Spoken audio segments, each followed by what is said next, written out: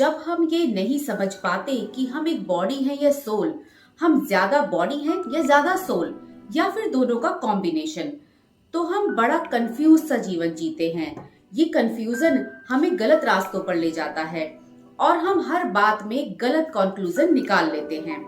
ज्यादातर समय गलत चीजों पर बर्बाद कर देते हैं। हम उन चीजों पर ज्यादा विश्वास करते हैं जो हमें दिखती है, क्योंकि जो दिखता है वही बिकता है। अकॉर्डिंग टू ह्यूमन साइकोलॉजी, जो चीज या बात हम जितनी ज्यादा देखते हैं, सुनते हैं या ऑब्जर्व करते हैं, उतना ही पक्का विश्वास हमें होने लगता है। अनकॉन्शियसली वैसे ही हम बनने लगते हैं। शायद इसलिए कहा जाता है कंपनी मैटर्स। राष्ट्रपिता महात्मा गांधी ने भी 3 बंदर इसीलिए लॉन्च किए थे। वो हमें यही संदेश देना चाहते थे। इसलिए जो कुछ भी हम अपने चारों तरफ देखते और सुनते हैं, वो हमें डायरेक्टली या इनडायरेक्टली अफेक्ट जरूर करता है, चाहे वो हमारी खुद की सोच हो या ना हो, पर हम वैसा ही बिहेवियर करने लगते हैं। बच्चे अक्सर बहुत सारी बातें ऑब्जर्व करके ही सीखते हैं। एक छोटा बच्चा अपने पेरेंट्स को जैसा बिहेवियर या बातें करते देखता है, वही करने की कोशिश करता है। जैसे अगर किसी के घर में गालियां दी जाती हैं, तो बच्चे भी वही सीखने लगते हैं। बच्चे बड़ों के बिहेवियर को एग्जैक्टली कॉपी करने की कोशिश करते हैं, क्योंकि उनके लिए उनका घर और फैमिली मेंबर्स ही सबसे बड़ा एक्सपोजर होता है। तो अब आ जाते हैं अपने मेन मुद्दे पर। आखिर बॉडी कॉन्शियसनेस में जीना हार्मफुल क्यों होता है?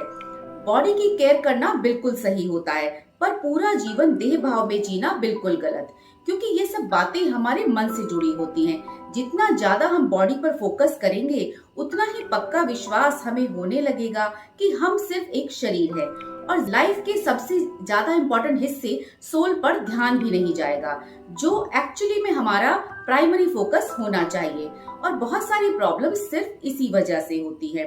हम पूरी लाइफ बॉडी की रिक्वायरमेंट्स पूरी करने में ही लगे रहते हैं, और क्योंकि हम अपनी सोल को इम्पोर्टेंस नहीं देते हैं, तो हम एक डर में जीते हैं। बॉडी हमें डर में जीना सिखाती है, और धीरे धीरे लोग स्कैर्सिटी मेंटालिटी के शिकार हो जाते हैं। हम लगभग सारे काम शरीर के इर्द गिर्द ही करते रहते हैं। इसी वजह से हम कभी भी सेटिस्फाइड फील नहीं करते हैं।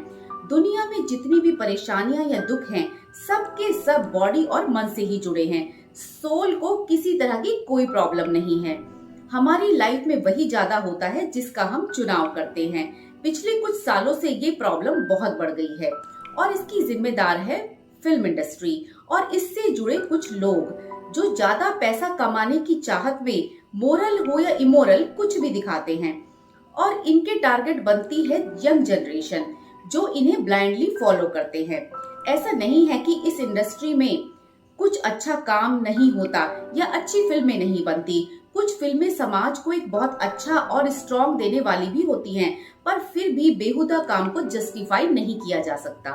और ये एक कड़वी सच्चाई भी है कि नेगेटिविटी कंपैरेटिवली जल्दी फैलती है, क्योंकि सबसे ज्यादा फिल्म इंडस्ट्री ही यूथ को देह भाव में यानी बॉडी कॉन्शियसनेस में जीना सिखाती है। ज्यादातर पूरा टाइम यंग बच्चे फिल्म एक्टर्स के life style, hair style, dressing style को ही कॉपी करने में लगे रहते हैं। तो आत्मा जैसी ऊंची बातों के बारे में कैसे और कब सोचेंगे, जानना तो दूर की बात है। फिर इससे जुड़ी तमाम problems, mental health problems, comparison, unsatisfied life और इच्छाएं पूरी ना होने पर सुसाइड, बस यही सब मिलता है। और साथ में जीवन का खोखलापन। ऐसा नहीं है कि इसकी चपेट पे सिर्फ यूथ ही आया है, बाकी लोगों पर ही इतना ही असर हुआ है। बेसिर पैर के गाने जिसमें सिर्फ फीमेल जेंडर का अपमान किया जाता है और उन्हें एक मटेरियल की तरह दिखाया जाता है। इसके लिए बनाने वाले प्रोड्यूसर और डायरेक्टर तो जिम्मेदार होते ही हैं, उनमें काम करने वाले एक्टर्स भी कम जिम्मेदार नहीं होते, जो चंद पैसे कमाने के चक्कर में ऐसा बेहुदा और इररिस्पॉन्सिबल काम करते हैं। जो एक्ट्रेस ऐसे गानों पर डांस करती हैं, उनको तो क्या ही कहा जाए। वो खुद अपनी ही इंसल्ट कराती रहती है, अपने आप को एक सामान बताकर।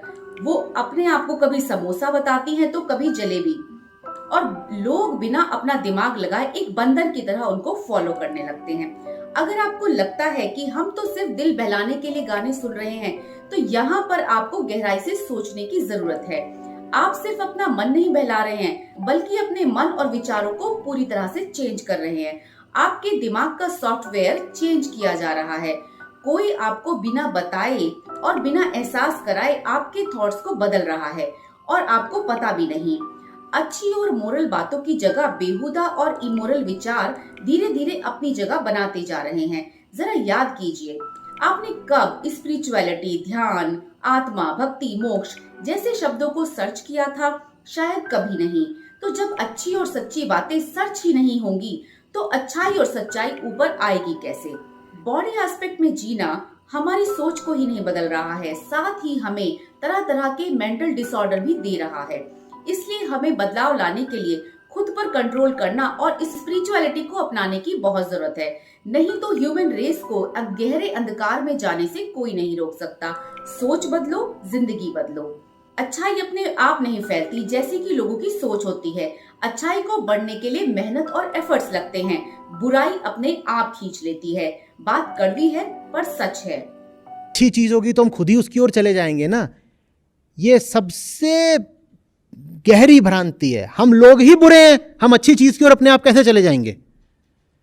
आपने ये मान लिया है कि हम तो गुण और ज्ञान के ग्राहक बैठे हुए हैं और जहां कहीं हमें गुण ज्ञान दिखाई देगा हम उधर को ही चल देंगे। ऐसा होता है क्या? जहां ज्ञान होता है वहां से हम दूर भागते हैं। ज्ञान की ओर तो हमें धकेलना पड़ेगा, गंदगी की ओर हम अपने आप भागते हैं। इससे पता चलता है कि आप इंसान को जानते ही नहीं कि कह रहे हो कि चीज अच्छी है तो लोग अपने आप आएंगे, चीज घटिया से घटिया हो तो लोग अपने आप आएंगे। और जहां आप पाए कि लोग बहुत संख्या में इकट्ठा हो रहे हैं, वहां जान लीजिए कि कोई गंदगी ही बिक रही होगी। स्वेच्छा से आप पिक्चर देखने जाते हो या अस्पताल जाते हो? स्वेच्छा से तो आप जाओगे कोई घटिया पिक्चर देखने।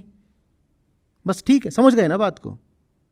जो अच्छा होता है वो हम कभी स्वेच्छा से नहीं करेंगे। स्वेच्छा से हम हमेशा कोई घटिया काम ही करेंगे।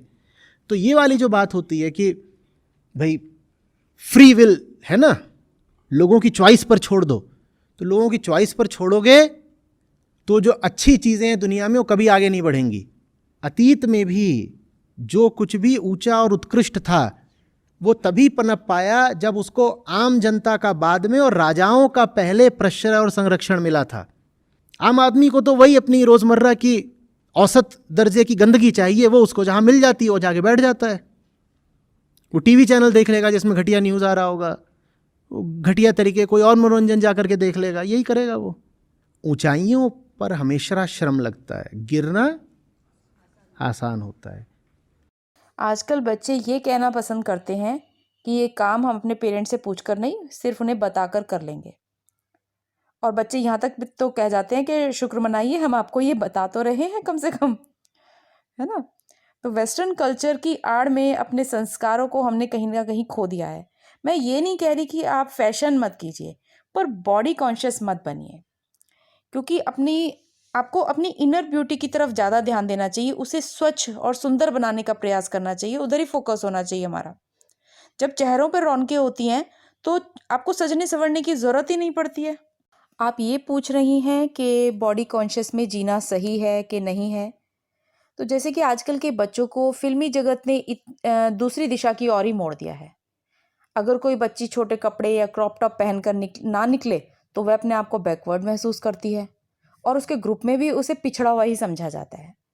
कुछ बच्चियां तो ऐसा नहीं भी करना चाहती, लेकिन मजबूरी में उन्हें भी पाश्चात्य सभ्यता को अपनाना ही पड़ता है।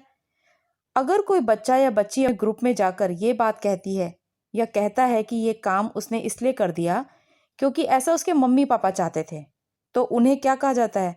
मॉम्स बॉय, मॉम्स गर्ल, ये कहकर उन्हें चिढ़ाया जाता है, जबकि उनके लिए ये प्राउड मोमेंट होना चाहिए।